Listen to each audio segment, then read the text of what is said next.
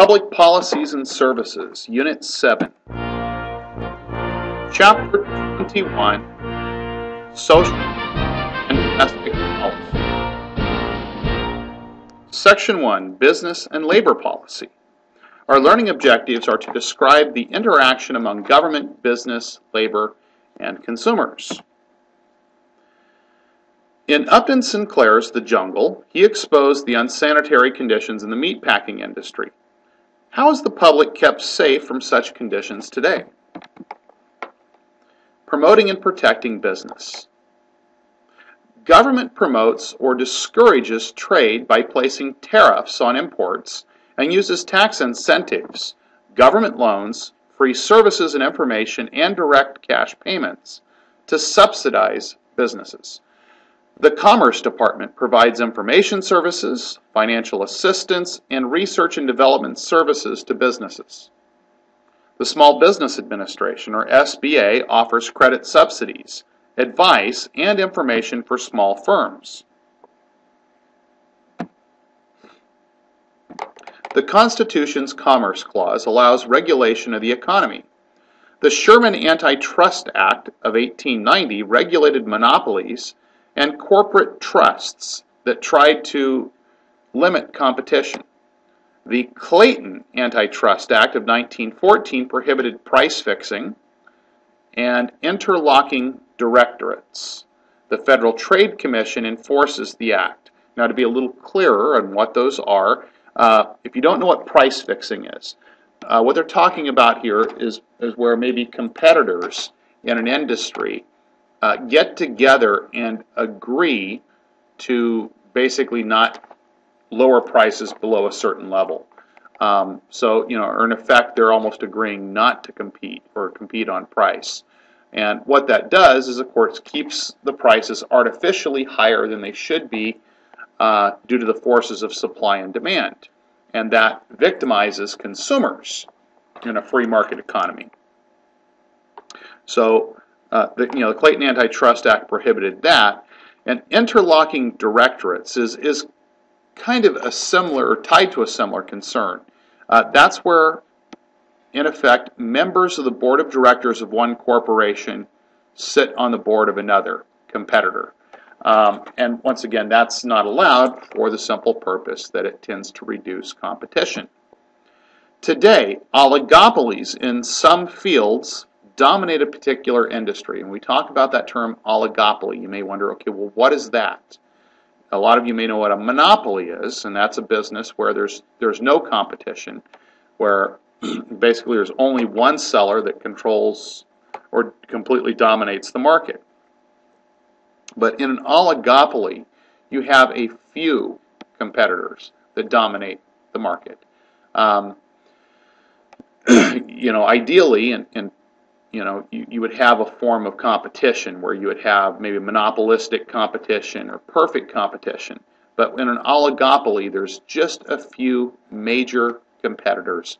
The American automobile industry is an example of an oligopoly.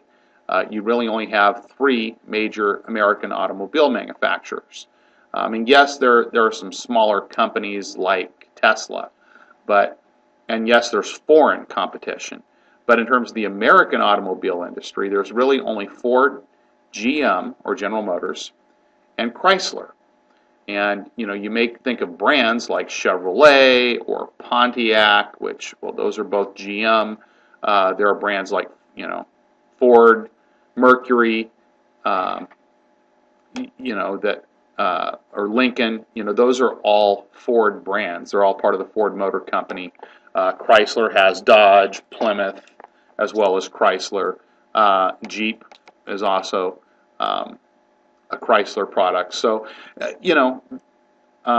it's really truly what we would call an oligopoly. Very small number of competitors in that market, and still globally, on a worldwide scale, it's still pretty much an oligopoly. There's a greater number globally, but considering the size of the world and the number of people, relatively few companies really compete. Consumer protection. The 1906 Pure Food and Drug Act makes it illegal to sell foods or drugs that are contaminated, unhealthful, or falsely labeled. The Federal Trade Commission protects consumers from misleading and fraudulent advertising. Congress set up the Consumer Product Safety Commission in 1972 to protect consumers from hazardous products.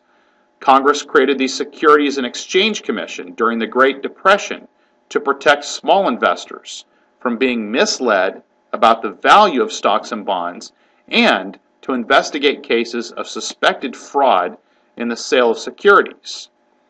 In 2002, the Sarbanes-Oxley Act required the heads of large corporations to be held personally responsible for improper accounting procedures. And that's because, once again, there had been some abuses where companies deliberately modified their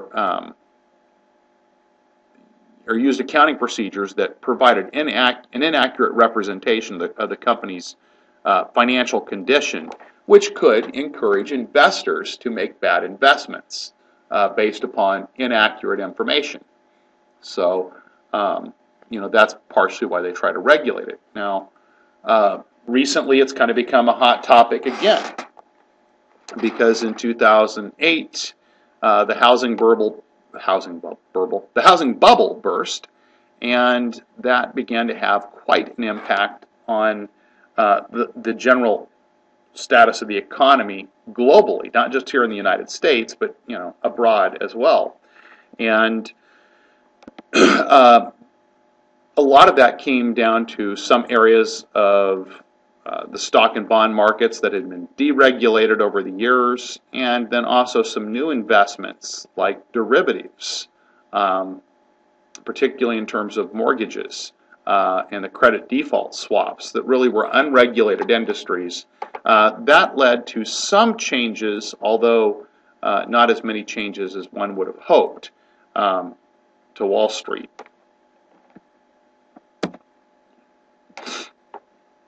The American Federation of Labor was formed in the 1880s.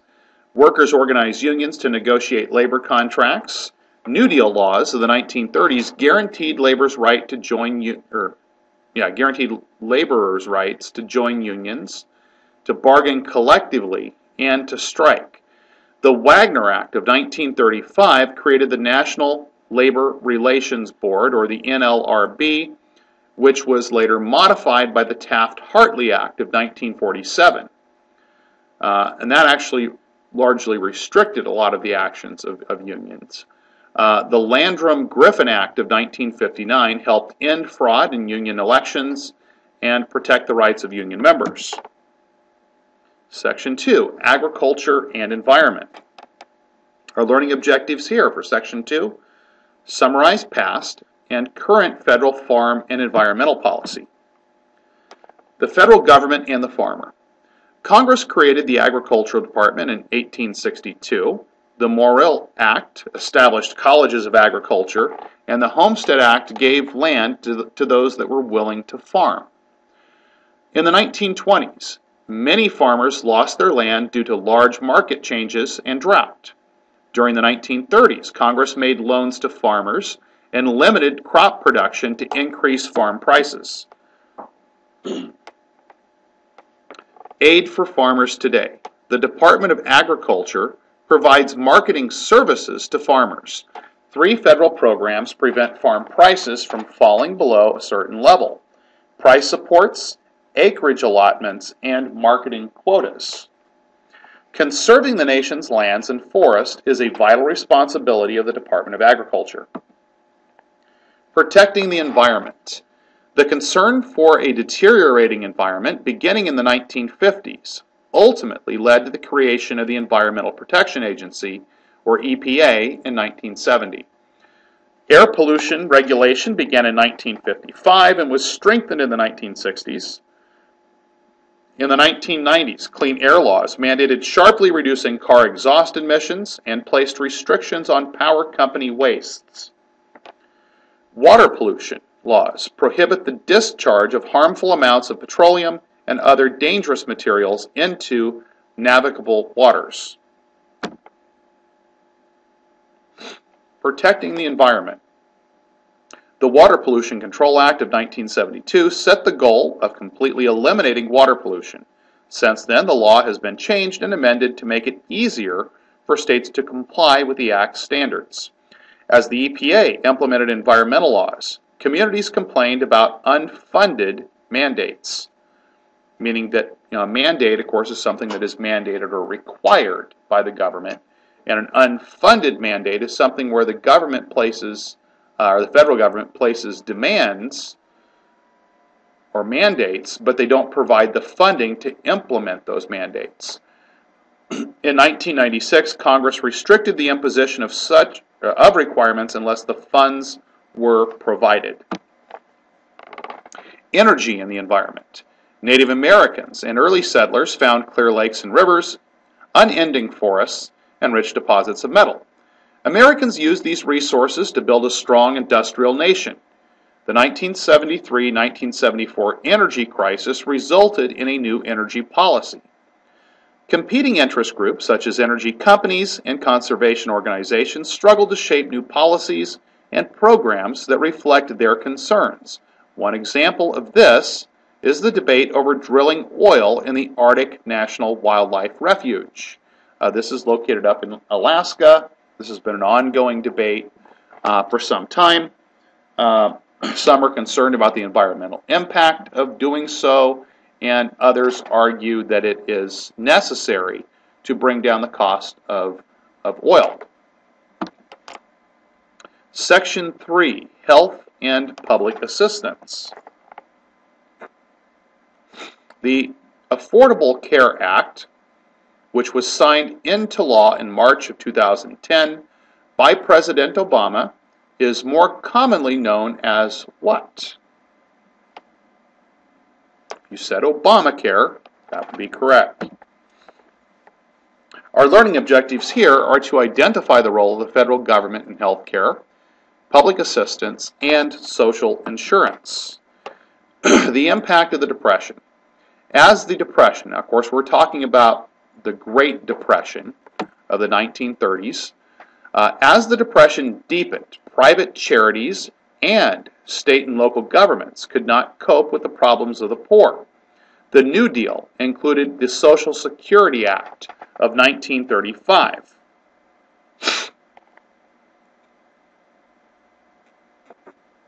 Social insurance programs. The Social Security Act provides for old age, survivors and disability insurance, Medicare, and unemployment insurance. Equal taxes on employers and employees finance the Social Security system. Now, the way that works is if you have a regular job in the private sector paying into Social Security, you pay in a percent, and I think currently it's about 7.5% of your income that goes into Social Security. At the same time, your employer pays a matching percentage. Now, if you happen to be self-employed, you don't pay into the Social Security system in that regard. You pay self-employment tax, but that really goes into Social Security. In effect, it's twice what the contribution is. In reality, you're paying both the employee and the employer portion, which is why you're paying double. So, for example, it used to be, I think, 13% back when I was self-employed, and you were paying, I think it was 6.5% at that point was what individuals would pay in. Their employer would pay a matching percentage. Well, twice 6.5 is the 13% that I was paying back then. Like I said, I think now it's 15%, but that's once again represents the employers and the employees' contribution. Beginning in 1981, a financial crisis threatened the Social Security system because cash outlays exceeded income. Now, what that means is that there was more money going out of Social Security. In other words, more money had to be spent on Social Security than they were bringing in Social Security taxes. raising the retirement age, taxing some benefits, and other changes attempted to keep Social Security going. In 1965, Congress added Medicare, which pays for a major share of hospital bills for senior citizens, to the Social Security system. In 2003, Medicare was reformed to include prescription drug coverage. And then a tax on employers funds unemployment insurance.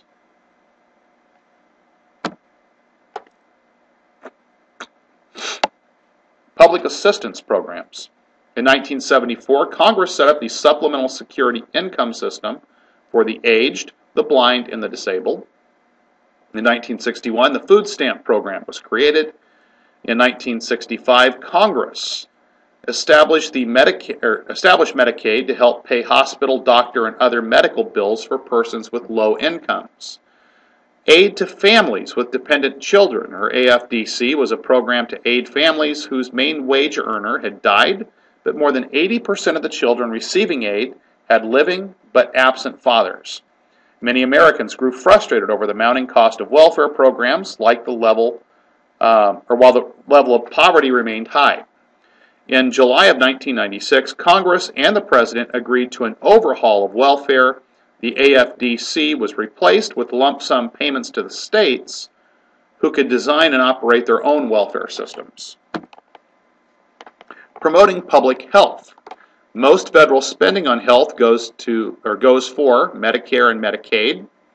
The Food and Drug Administration, or FDA, a federal agency, tests foods and drug products and can ban or withdraw drugs that it finds to be unsafe.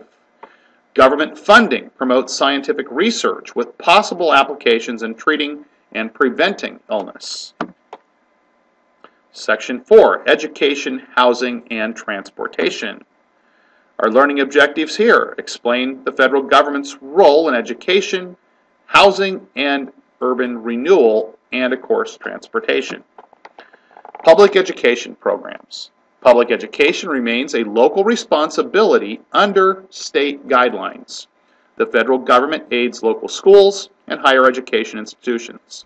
The Morrill Act of 1862 granted states public land for colleges. The GI Bill financed education for veterans of World War II and later wars.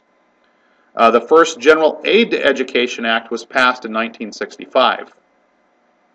Federal aid for education is controversial. Critics charge education should be a state and local concern.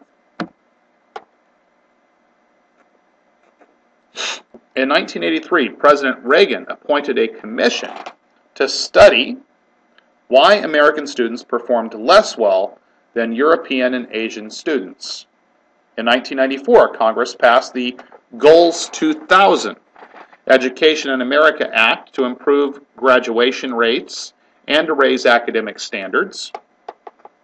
Through legislation like the No Child Left Behind Act, President George W. Bush's administration has focused on its education reform on testing and increasing student and teacher accountability. Through Race to the Top, we are asking states to advance reforms around 4 specific areas: standards for college/career readiness, tools to measure student growth and improve instruction, retaining effective teachers and principals, especially where they are needed most, and that would be basically tend to be in more impoverished areas, and turning around our lowest achieving schools. Housing and urban programs. The federal government began providing loans for homes and farms during the Great Depression. The Department of Housing and Urban Development, or HUD, is in charge of the Federal Housing Administration, or FHA, which helps low-income families purchase homes. Urban renewal has restored older neighborhoods, but has also driven out lower-income residents. Public housing has faced serious problems in attempting to provide affordable urban housing, as many projects have become high-rise slums and centers of crime. In the 1990s, reforms to the nation's housing policy gave more control to state and local officials and focused on closing the gap between white and minority home ownership statistics. Transportation programs. In 1811, the first national road was constructed. Federal funds have helped construct canals, dams, ports, highways, railroads, and airports. In 1966, Congress created the Department of Transportation, or the DOT, to coordinate national transportation policies and programs. The DOT has numerous federal agencies, including the Federal Aviation Administration, or the FAA, the Federal Highway Administration, or the FHA. The Federal Road Aid Act of 1916 gave aid to states that matched funds, and states now receive billions each year to maintain the interstate highways. Since 1995, the FHA has focused on transportation needs such as road maintenance and reducing traffic fatalities and congestion. The Transportation Equity Act for the 21st Century, or T21, provides funds to improve mass transit and to develop high-speed rail systems, such as the one that's been planned here to run along through the valley in California to provide high-speed rail to Southern California. Chapter 22, Foreign Policy and Defense. Our learning objectives. Describe the goals and the development of United States foreign policy. The goals of foreign policy. Foreign policy guides the nation's relations with other countries. Principal goals of American foreign policy. First, preserve the security of the United States. Maintain trade and preserve access to natural resources. Work for world peace. Aid democratic nations and help create democracies. And provide help for victims of natural disasters. These are the main foreign policy goals that we have in the United States. The development of foreign policy. In the early years, the nation's leaders followed a path of isolationism. In 1823, the Monroe Doctrine ended the isolationism. By the 1890s, the United States had become a world power. The United States became involved in foreign wars in 1898, 1917, and 1941. After World War II, the United States struggled with the Soviet Union in the Cold War, leading to a costly arms race between the two superpowers. The United States adopted a policy known as containment to keep Soviet communism from expanding its power. The Truman Doctrine of 1947 outlined the Marshall Plan, providing economic aid to nations threatened by totalitarian regimes. The United States fought two wars that were the consequence of containment: the Korean War between 1950 and 1953, and the Vietnam War, fought between 1964 and 1973. In 1989, the Soviet Union collapsed, although officially it didn't cease until 1991, but that was kind of the start of the collapse, splitting into Russia and 14 other separate nations. This ended the Cold War and changed the political environment of the world. In the years after the Cold War, the United States sent troops to Iraq, Somalia, Haiti, and the former Yugoslavia in order to protect American trade interests, to encourage democracy, and to advance human rights. In the Persian Gulf War, the United States defended Kuwait against Iraq, protected American oil interests in the Middle East, and began programs aimed at preventing Iraq from developing weapons of mass destruction. The September 11, 2001 terrorist attacks on the United States led to President George W. Bush's war on terrorism and the preemptive invasion of Iraq. Now, preemptive means that, we struck before they did anything. After the initial military deployment, the United States kept a large number of troops in Iraq and pledged long-term aid towards the development of a stable democratic government there. The main part of the war was pretty short, only a few months, really. Really less than a few months. I think it was less than 2 months that we actually carried out the main part of the war, and Bush really declared victory, but we ended up having troops there for the better part of the next decade. Shared foreign policy powers. Our learning objectives here are to explain how the executive and legislative branches share foreign policy powers. Presidential powers and responsibilities. The Constitution makes the president the commander-in-chief, and it gives the president diplomatic powers. So first of all, basically the president is kind of, you'd say, the top dog in in terms of the military. They oversee the entire military, and they have broad diplomatic powers. They're the ones that really represent the United States first and foremost. As the head of state, the president symbolizes the leadership and the policies of the United States. Foreign policy advisors. Presidents have final responsibility for foreign policy decisions. Important advisors include the Secretaries of State and Defense and the National Security Advisor.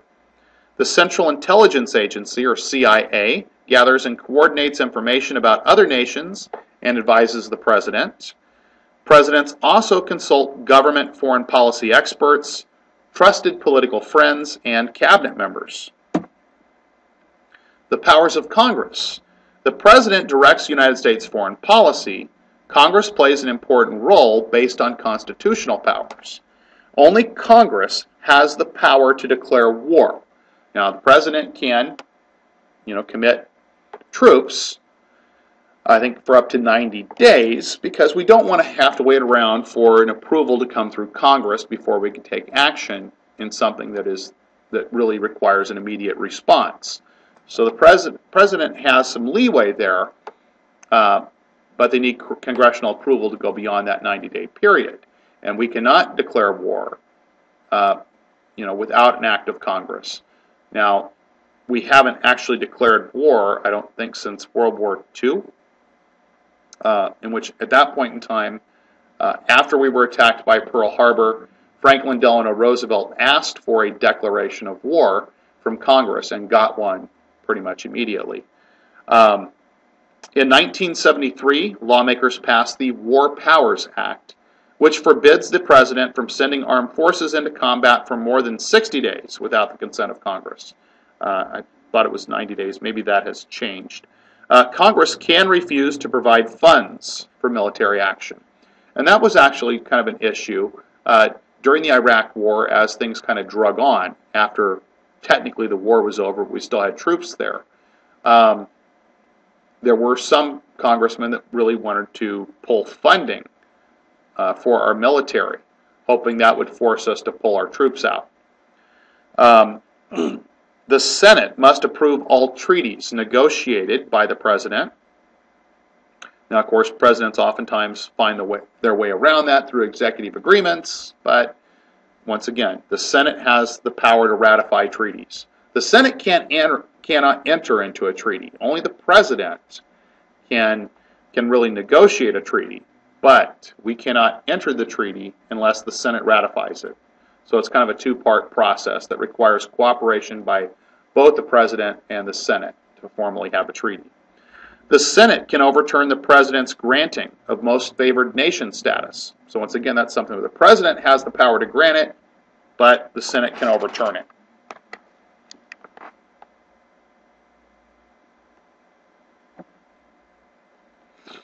Congress passes most foreign policy bills and treaties that the president proposes, although it could block presidential foreign policy proposals and even initiate policies of its own. President's policies have enjoyed bipartisan support in Congress. The president has advantages over Congress in conducting foreign policy. For example, as head of state, the president is the leader of the entire nation, and only the president can speak for the United States. The president receives advice daily from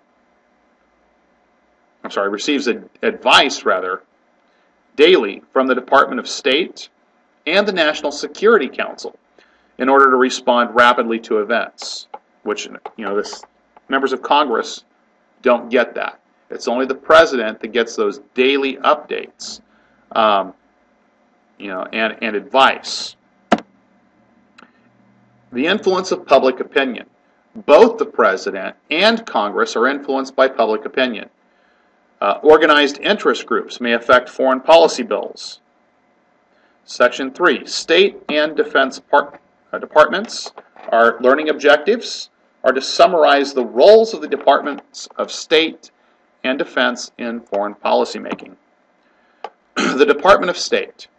The Secretary of the State, who is the head of the Department of State, advises the President on foreign policy. The Department of State has four main duties: to keep the President informed about international issues, to maintain diplomatic relations with foreign governments, to negotiate treaties, and to protect the U.S. or the interest of U.S. citizens abroad. The Department of State is organized into 6 geographic bureaus that analyze information about specific foreign policy topics in those regions. More than half of the State Department employees serve in other countries. The United States maintains embassies in the capitals of 136 foreign countries where U.S. ambassadors and their staffs reside. Embassy staff members advise the State Department about the politics and the policies of the host government. The United States also maintains consulates in major cities of foreign nations to promote U.S. business interests and to safeguard travelers.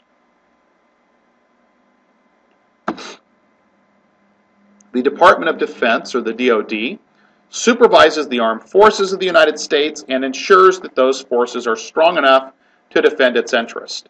The founders wanted to ensure that civilians had the ultimate authority in military affairs. Therefore, the President and Congress control the armed forces. The Department of Defense is the largest executive department with more than 700 civilian employees and about 1 million military personnel. The departments of the Army, Navy, and Air Force are major divisions within the DoD. The United States Marine Corps, under the jurisdiction of the Navy, maintains its own leadership, identity, and traditions. So, technically speaking, the Marine Corps is part of the Navy, but, as we said, they have their own leadership, their own identity, and their own traditions, even though technically they're part of the Navy. The President, the National Security Council, and the Secretary of Defense rely on the Joint Chiefs of Staff for military advice. The military has used 2 methods to recruit soldiers: conscription, or the draft, and volunteer enlistments. Women, as well as men, may volunteer to serve in any branch of today's all-volunteer armed services. Section 4, Foreign Policy and Action. Our learning objectives are to describe the tools of foreign policy. Alliances and pacts. The United States has committed itself to defending 3 regions of the world: Western Europe and the North Atlantic, Central and South America, and the island nations of the South Pacific. After World War II, the United States and several Western European nations formed NATO to protect themselves from domination by the Soviet Union. After the Cold War ended, NATO's role changed. NATO expanded its mission to include global crisis intervention and peacekeeping.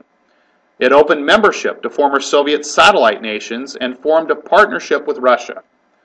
In 1947, the United States and Latin American nations signed the Rio Pact, a mutual defense treaty, and in 1948 formed the Organization of American States, or the OAS. The United States has a regional security pact with Australia and New Zealand, and the United States also has bilateral treaties with Japan, the Philippines, and Korea, that being South Korea. Foreign aid programs. The United States offers friendly nations military support in the form of grants or loans to buy U.S. armaments. The United States provides loans and technical assistance to help developing nations. Economic sanctions. The United States sometimes denies benefits to nations that follow policies that it dislikes. It does so by applying sanctions or withholding loans, arms, or economic aid. The use of military force. The United States has, on occasion, had to use military force to settle disputes with other nations.